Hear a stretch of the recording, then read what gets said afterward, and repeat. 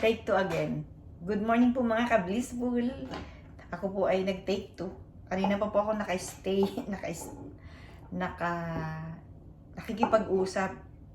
Naputol po dahil ayan, may tumatawag po sa akin.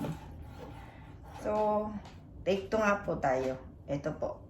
Naghihiwa po ako ng dalawang breast ng chicken breast. Kasi may plano po akong lutuin ito. Lagyan po siya ng bell pepper. At akin na pong nahiwa-hiwa ang bell pepper mga ka-blissful. Ganyan po kalaki yung hiwa ko. Wala naman pong uniform. Hindi naman po uniform ito. So, malaya po ang aking buhay. Malaya po ang aking imagination. Ano po ba ang aking ini-imagine na lulutuin? Lalagyan ko po ito ng, isusutay ko po siya sa sibuyas at bawang. Then lalagyan ko po siya ng yan, nakalimutan ko. Kukunin ko muna po para maalala ko anong pangalan. Okay, lalagyan ko po siya ng oyster sauce. Yan. Masarap sana yung pansit. Ano po lalagyan ko ng pansit? Well, ngayon pong Saturday, meron pong Christmas party like that here in our place. And syempre, kaunti po doon ang puti. Siguro po mga puti. Kakaunti po doon ang Pinoy. I mean, nagkamali. So, siguro po mga 3 babae, mga ganun. Kasi, ang kalimitan po dito yung mga ibang lahi. So, hindi naman po nakakatakot na makipag-usap sa kanila kasi ako naman po ibang lahi din sa kanila, di ba? Diba? Kung sila ibang lahi sa akin, ako naman ibang lahi din sa kanila, di ba? So, ayun, possible po ang dadalhin ko ay pansit.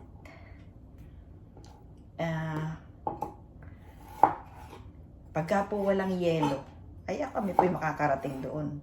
Pero pag po nag-yelo, ay hindi po muna. Sa ibang pagkakataon na po, pagka po nag-ice, pag po nag-snow, ayun. So,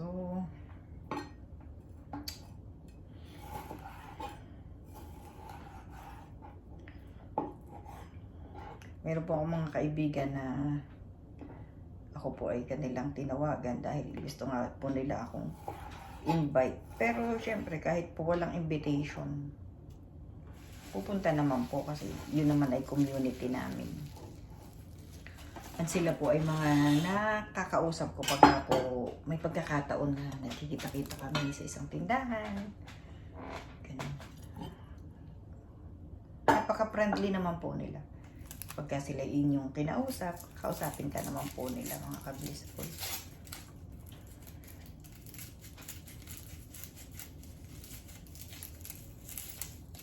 Naku, 5 itlog po ang nakuha ko ngayon.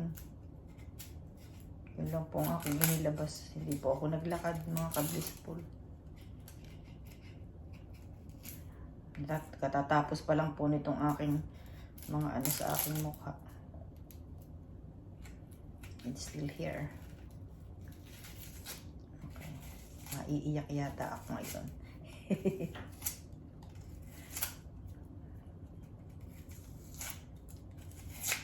Oh. Nahirapan ako. Okay. Lalayo ko muna yan. Sakit ang ulo.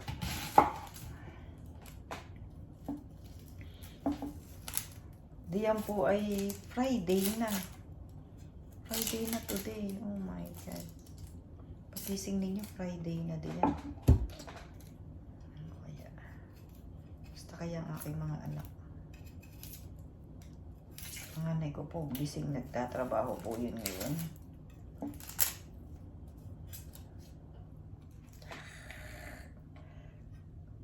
Sabi po nila, pagka po naghihiwa ka ng sibuyas at ikaw ay naiyak, paiiyakin ka daw po ng iyong biyanan. Is that right? Is that right?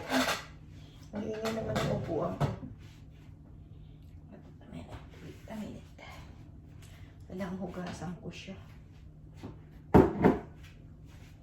Tapos natin para hindi tayo maingayan. Nagkasugat po na naman ako. Ayan. Nagkasugat po yung kamay ko. Pagbubukas ko po nung wood furnace sa baba. Masakit. Pero hinugasan ko po siya ng water. Okay. Paano ba?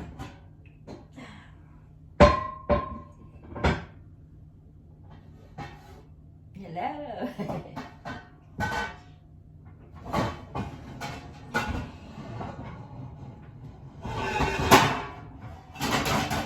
Ingay.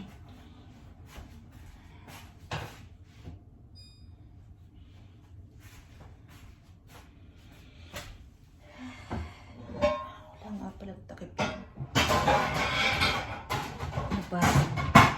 Nabasag ko po yung takip noon. Sana ako. Sibuyas muna. Kulit. Pasensya po. Lagi na lang pasensya.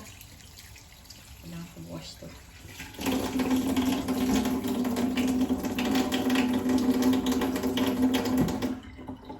Ayan.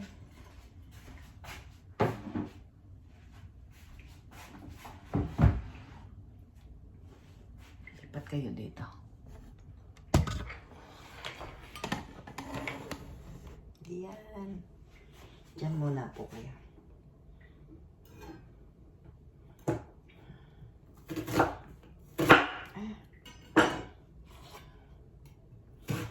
Niindak ko yung sakit ng aking sugat.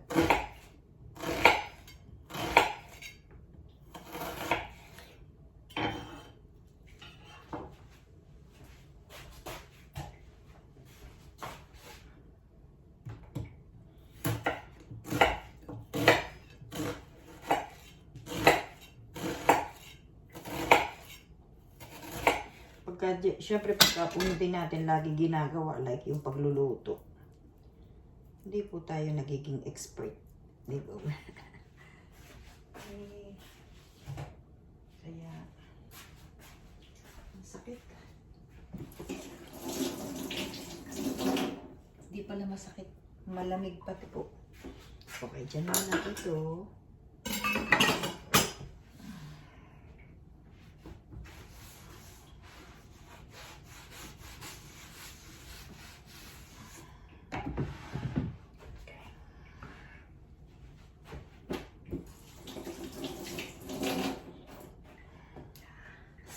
Lamig. Para kung ano. Kasi bukas po yung lahat ng bintana. Kaya po malamig. Lilipat ko po kayo dun sa kabila. Diyan, sama po kayo sa akin.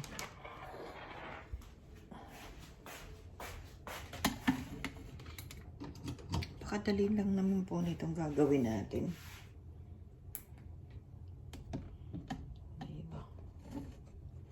Sana makita. Okay. Dito na po yung sibuyas. Busin ko na lang itong aking para maitapon na.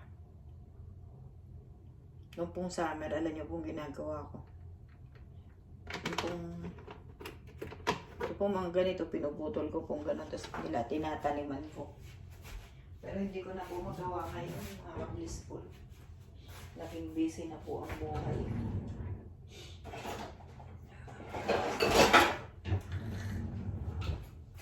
Okay. Sutay ko lang po.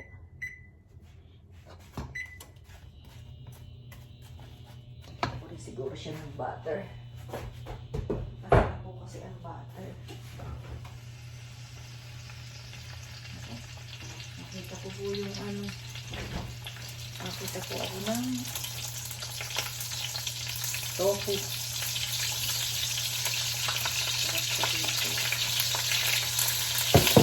Last time lang yun.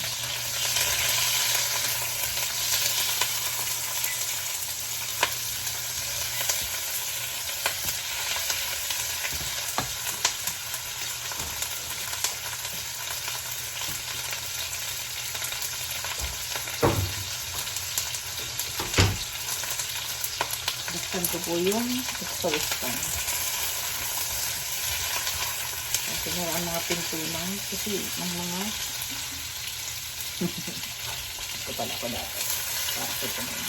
Okay lang po. Nag-ano lang po ako ng sibuyas. Siyempre, yung pong kalahati nito, akin pong ititira. Sisave po ako ng kalahati nito. Para po doon sa plating. Sa plating po natin, mga kabigul. Nagugutom na agad ako. Hindi pa luto, gutom na ako. Kasi yata na isa kayo.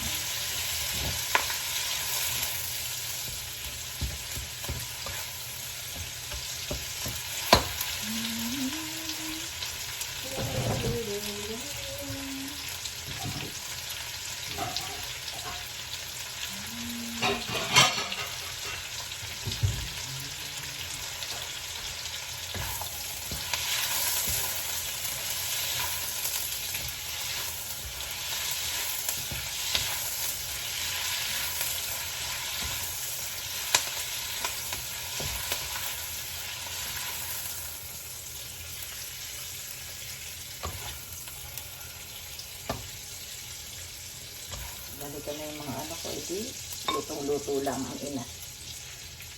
Yan lang po ang gusto kong mangyari sa buhay ko. Luto lang po ng luto ang ina. Diba?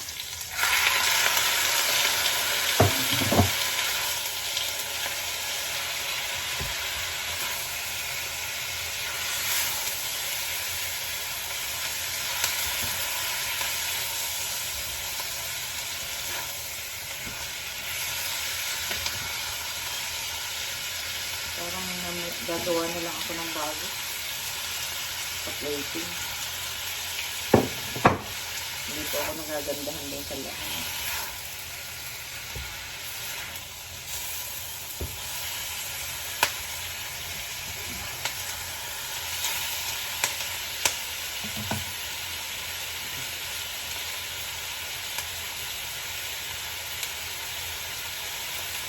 Dito ako nagtapit. Dito ako nakapagtapit kanina.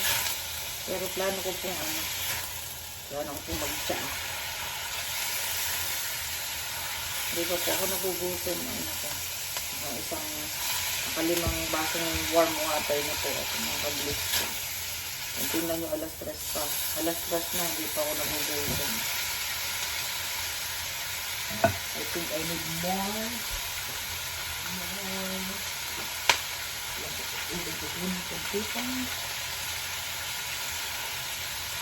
Oil. Canola oil po ito mga kabis.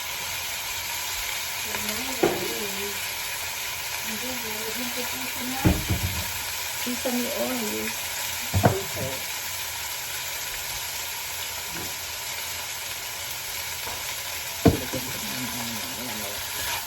Konting sakay lang po.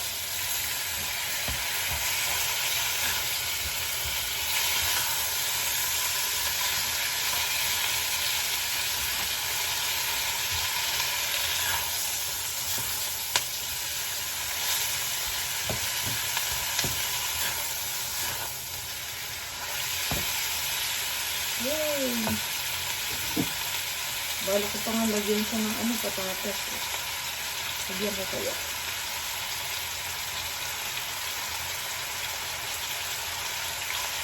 Para dumami. Dito ba?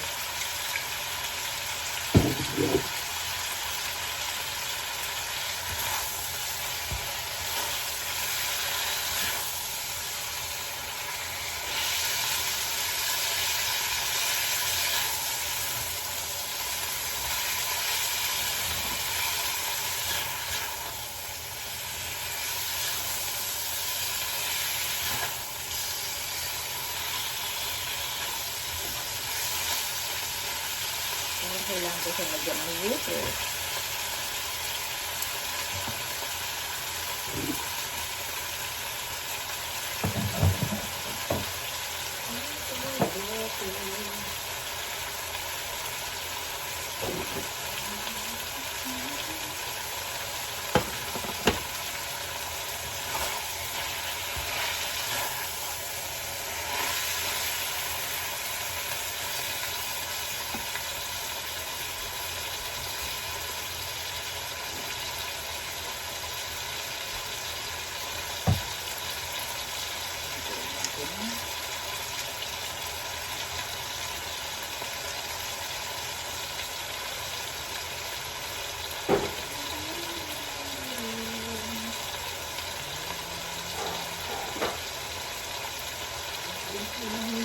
paprika and seasoning.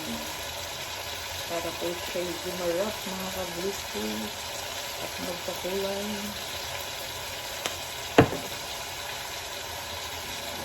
Ito natin ang seasoning. Pag ginagawa ng seasoning na yan, tapos ilalagyan ko rin po ng kaunti pang asin. And then, natin pong bawang powder.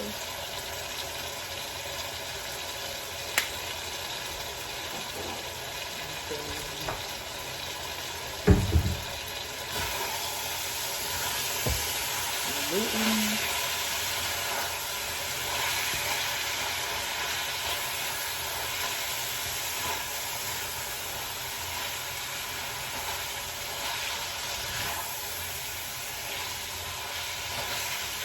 Lagyan ko ng konting para po medyo lumambot ang ating manok. Yay! Gawa po ako ng slurry. Slurry. Cornstarch. Something cornstarch.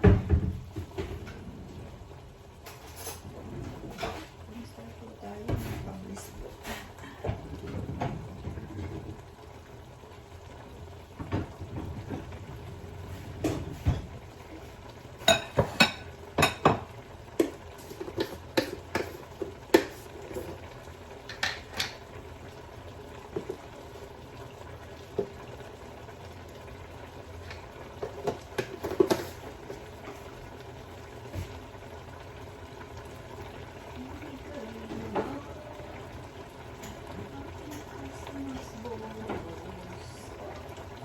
Bonus po ba kayo diyan? Alam niyo po dito sa Canada, wala pong mga bonus. Naglalagay din po ako ng konting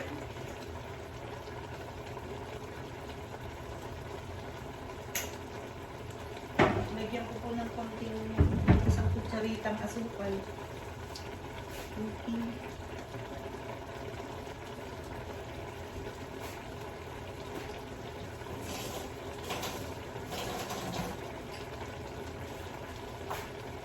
Ang naging trabaho ko lang po diyan sa Pilipinas nung kabataan ko, yung po sa Department of Education. Nung po ako 18 years old hanggang 20 years old, nagtatrabaho po ako diyan. Habang ako po ay nag-aaral sa gabi, mga kabliskol. Yun lang po naging trabaho ko diyan sa Pilipinas. Well, nung pong graduating ako, nakapagtrabaho din, pero sa dental clinic na po yun.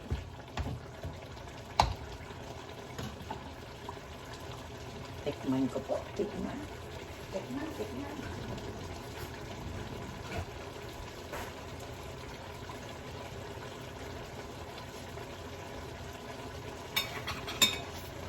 Okay na po. Okay naman po ang lasa.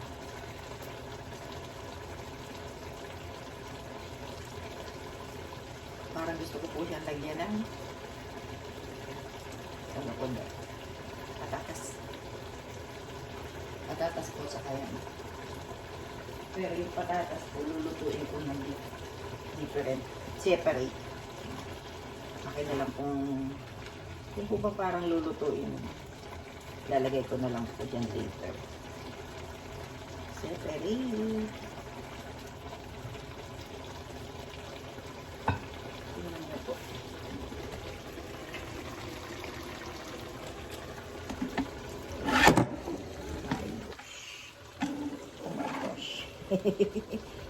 sorry. Nalaglag po kayo. Pero ilalagay ko na rin ito. Para magkasabay kasi ang maluto. Dagdagan ko pa po ng lagyan ko po siya maluto.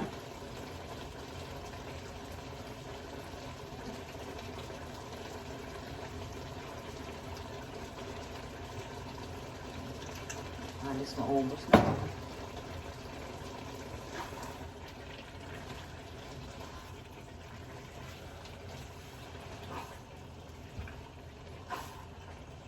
Lalagyan ko pa rin kaya siya ng patatas. Patatas, ganyan din ang hiwa. Hihiwa ang.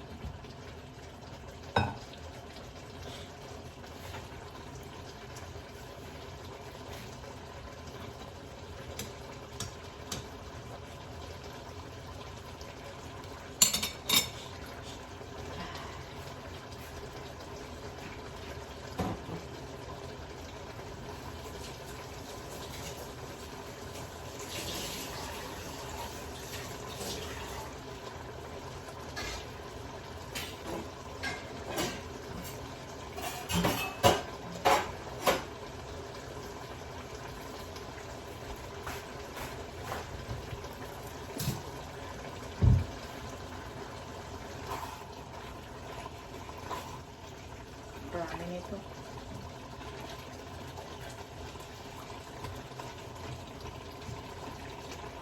Meron pa nga pala ako diyang ano. Mga gulay pa po ako.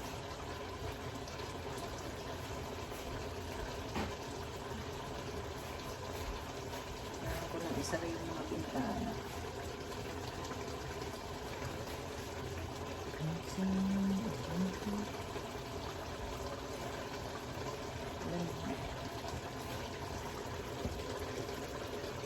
Ganito rin po ba kayo mga nanay? Yung nagluluto pa lang, yung naglilinis na. Naglilinis na yung lutuan.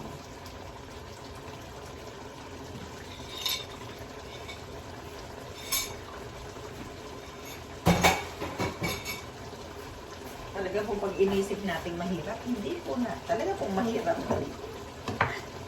Mahirap ang lahat. Pag inisip natin mahirap. Kasi kung ikaw lahat ang gagawa, mahirap. Okay lang. No choice. No choice ka dyan.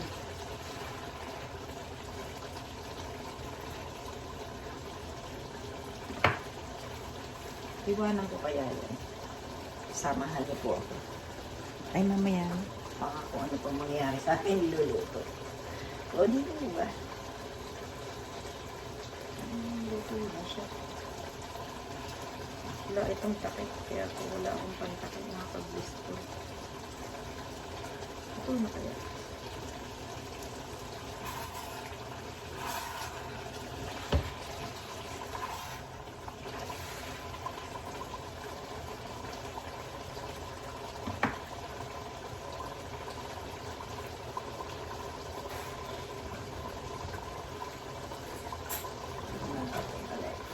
Titingnan ko lang po yung parang itong malambot na.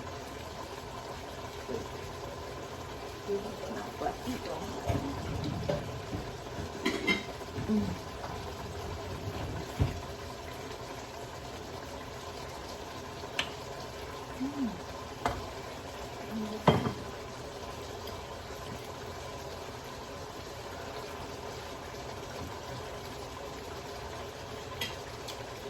Okay na po.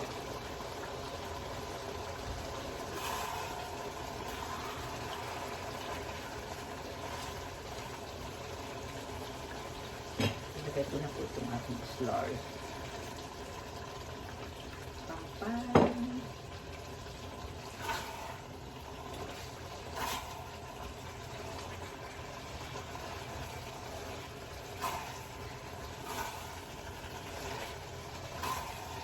So, magagawa na lang po ako niya mamaya ng patatas. At akin po, i-steam lang yung patatas. Pero hiwa-hiwain ko po siya ng. Ayan po. Tikman natin ulit itong natira. Kainin ko na. Ayan po, mga kablis po. Ano kaya pong aking pamagat dyan? Ano kaya pong aking title dyan sa aking niluto? Lagyan ko po ng pamintang konti. Pero masarap po mga kablis po.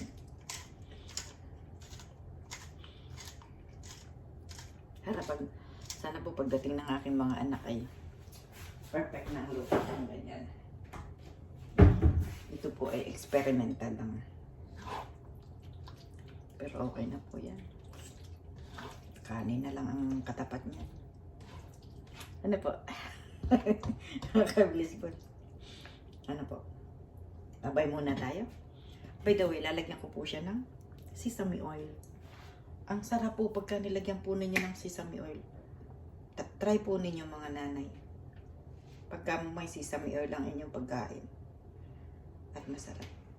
Baka gawa ng kanyang amoy. Ano po? Oh, well, babay muna po tayo. Ako naman po'y mamaya pakakain. Alas 3 pa lang po dito mga ka-blissful. And babay na po. Bye mga ka-blissful. Bye-bye po.